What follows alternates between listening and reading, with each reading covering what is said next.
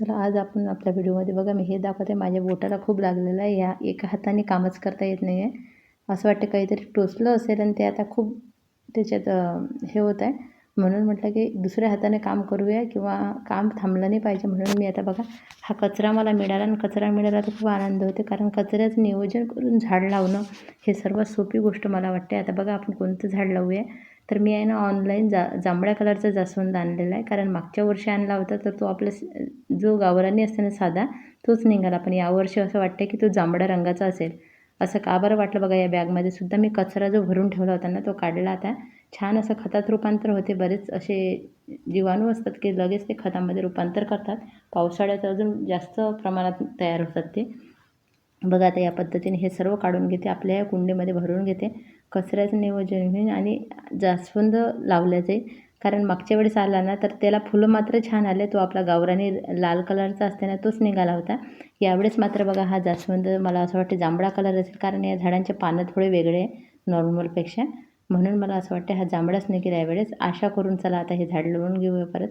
आपल्या बागकामाची एकच गोष्ट असते हार मानायची नाही. नवीन नवीन काहीतरी करतच राहायचं. आणि तुम्हाला मात्र एवढं मेहनत करून एक लाईक करायलासुद्धा करत नाही तुम्ही, तसंच सोडून जाता.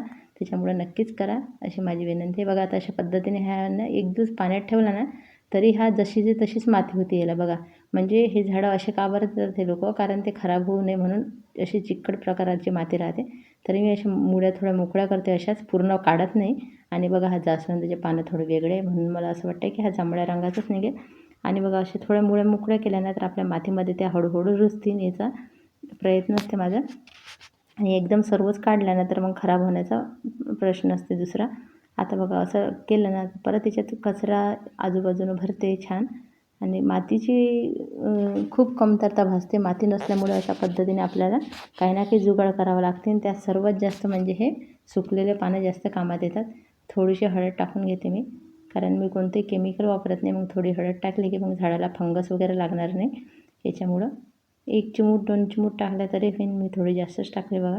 कारण मी वेगळीच हळद काढून ठेवलेली आहे हळकुंडपासून तयार केलेली झाडांसाठी. आणि आता याच्यामध्ये आपण टाकूया थोडीशी आजूबाजूनं माती. बराच वेळ लागला हे सर्व करायला. आजूबाजूनं बघा अशी माती टाकली, थोडीशी हळद टाकली. आणि आता हे जे आहे ना आपलं भरून घेऊया. आता बाकीचं झाडाजवळ असं छान लावून घ्यायचे मुळ्याजवळ, म्हणजे मुळ्या छान होतील.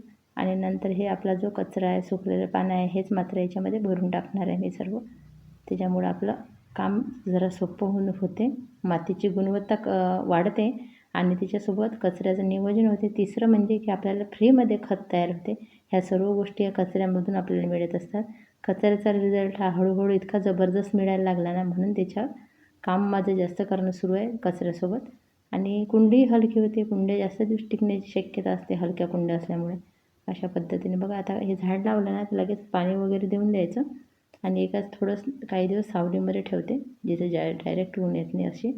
आणि छान असं झाड लावून झालेलं होतं. चला तर आता साईडला ईट ठेवून घेतली याच्या, किंवा इकडून कुंडीसुद्धा ठेवते मी. कारण त्याच्यामुळं काय होते झाडांच्या मुळे छान ग्रो होतात आतमध्ये. आणि आता एकदा पाणी दिलं की आपलं झाड लावणं झालं. कशी वाटली तुम्हाला माहिती आणि माझी झाड लावण्याची पद्धत ते पण नक्की सांगा. अशा पद्धतीने छोटे मोठे कामं बागेमध्ये भरपूरच होतात. ते आपली तब्येत चांगली असो का नसो मात्र हे सुटत नाही. कारण याच्यामध्ये जो आनंद मिळते ना तो खरंच कशातच मिळत नाही असं मला वाटते. आणि जो बागकाम करत असेल त्याला नक्कीच या गोष्टी माहीत असेल. धन्यवाद सर्वांचे व्हिडिओ मनापासून पाहिल्याबद्दल.